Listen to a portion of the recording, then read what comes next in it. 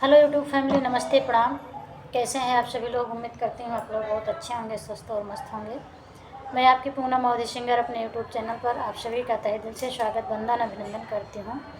और मैं आज आप सभी के बीच में एक बहुत ही प्यारा सा, सुंदर सा, धमाकेदार, दर्द भरा बेटी का सुहाग गीत लेकर आई हूँ। तो फ्रेंड, इस गीत को ज़रूर सुनिएगा। जैसा भी लगेगा कमेंट बॉक्स में अपना अपना राय ज़रूर दीजिएगा। तो आइए सुनाते हैं हम अपने इस गीत को। चमे चामे चमकाई बाबा के बखरिया, मड़ाए माँ बैठे सब लोग जी। चमे चाम चमकाई बाबा के बखरिया, मड़ाए माँ बैठे सब लोग जी। आधे माड़वा बैठे भैया भतीजेवा, आधे में ससुर के लोग जी। आधे माड़वा बैठे भैया भतीजेवा, आधे में ससुर के लोग जी। मड़ाए से बोलाई दुल्हे कावने रामा, सुना दानायर जय हमार जी।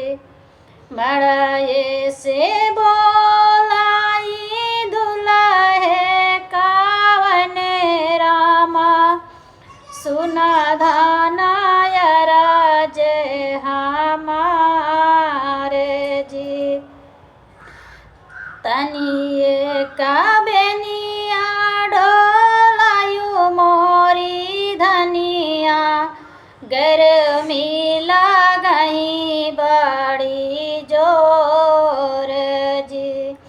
तनिए का बेनिया डोलायु मोरी धनिया, गर्मी लगई बड़ी जोर जी।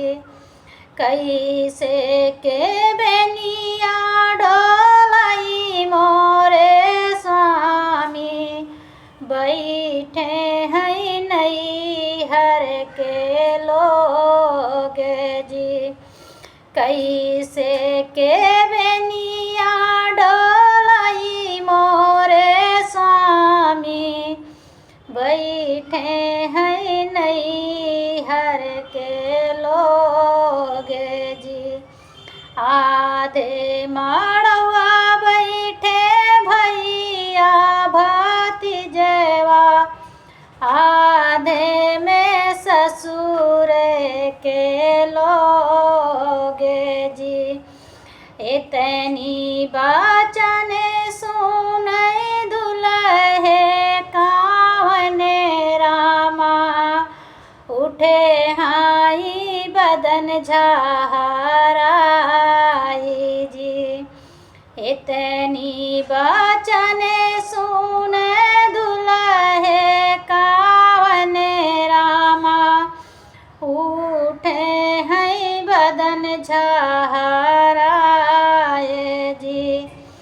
तोहरी नी बिटिया सासू चौके पे छोड़े बाई, कैले बै दूसरा बियाह जी।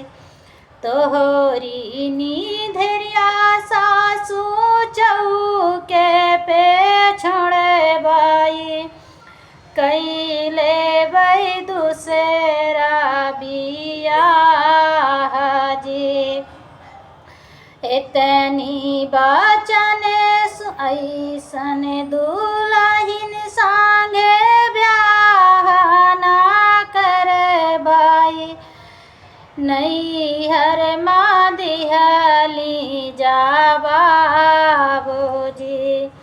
ऐसन दुल्हिन संग ब्याह ना कर बाई, नैहर माँ दिहली दिहली जवाब जी। इतनी बचन सुनई बेटी हो कावन देई, उठी हाई चुनरी फहराए जी।